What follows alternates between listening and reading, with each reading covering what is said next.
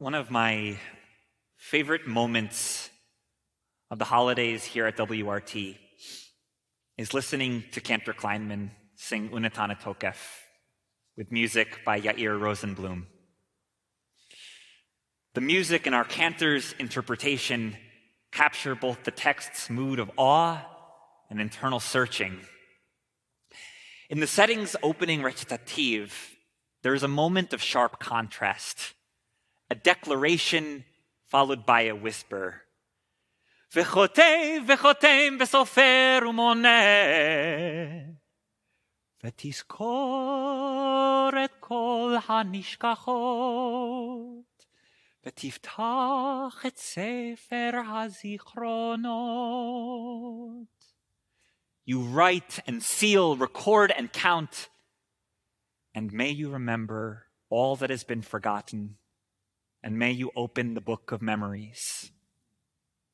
Throughout these high holy days, these days of awe, our liturgy is completely preoccupied with memory, visualized as entries in a divine book. Zochreinu lechaim, melech hafetz b'chaim, v'chotvenu b'sefer hachayim, lemancha Elohim chayim. Remember us for life, O ruler who delights in life. Inscribe us in the book of life for your sake, our living God. And we continue, Mi chamocha el harachamim zocher yetzurav. Who is like you, God of compassion? In your compassion, remember your creations for life. These lines are inserted into every single service from Rosh Hashanah through Yom Kippur. And in fact, there are two more petitions to be remembered and inscribed into the book of life, added to our daily prayers of gratitude and, as we just prayed together, for peace. In Jewish texts, this book is no mere symbol, no mere casual holiday greeting. To merit inscription in the book of life or to be erased from it is quite literally a matter of life and death.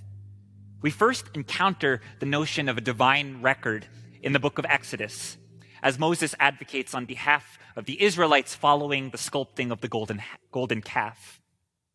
If you will not forgive their sin, macheni na misifrecha asher katavta, erase me from the record which you have written.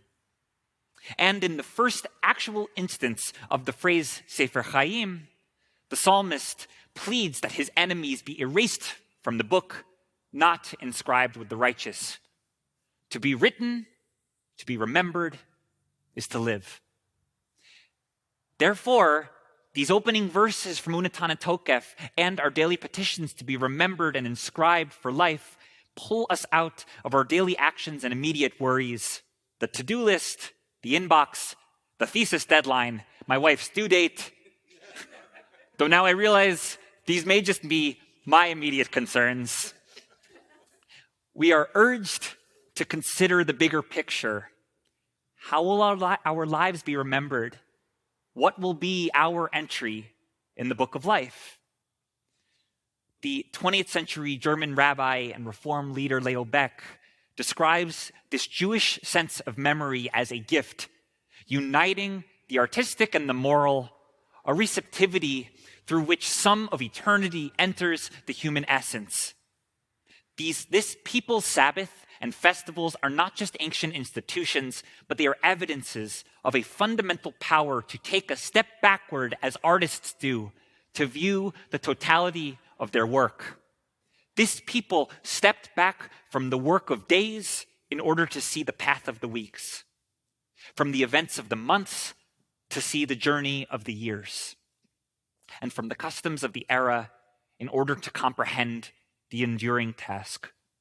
It acquired the ability to think in generations and live in generations, to look backward into the far reaches and to look forward into the great distances.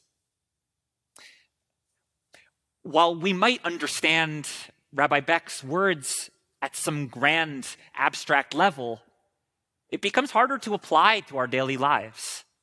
What enormous pressure we put on ourselves if we operate as though our deeds must be great enough to be remembered generations into the future, or that every deed is to be remembered by the one who remembers all forgotten things.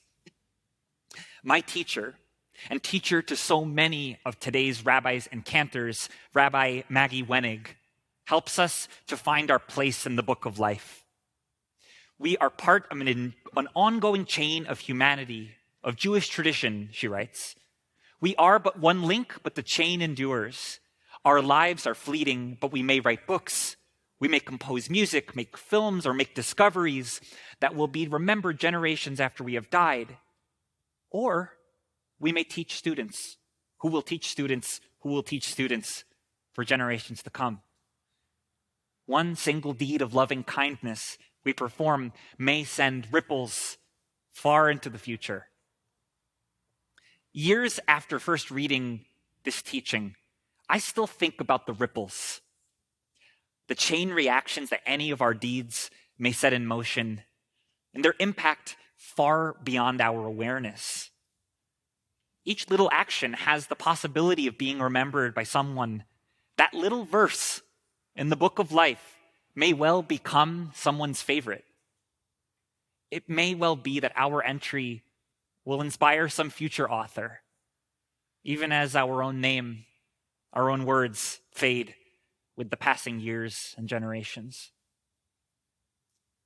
In this week's portion, we reach the end of Moses' extended efforts to compel his people to remember his words. And in his final act, Moses teaches all the Israelites a song recounting the people's relationship with their God. Take to heart all the words that I have taught you today, he instructs them. Teach them to your children that they may preserve the words of this teaching.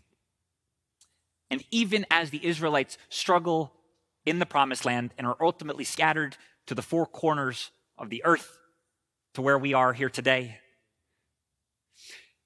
it is this chain of teaching that has preserved the words Shema Yisrael. These words that were uttered near the end of the prophet's life, long after the great moments of his youth.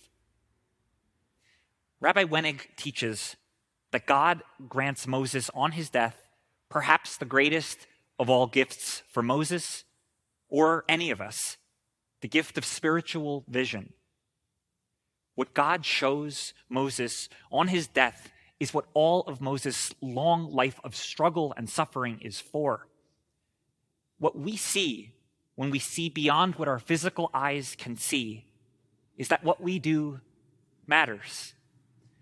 What we see then is that how we choose to live life makes all the difference, and that it is up to each of us to act in such a way that our actions lift and carry future generations towards their promised lands.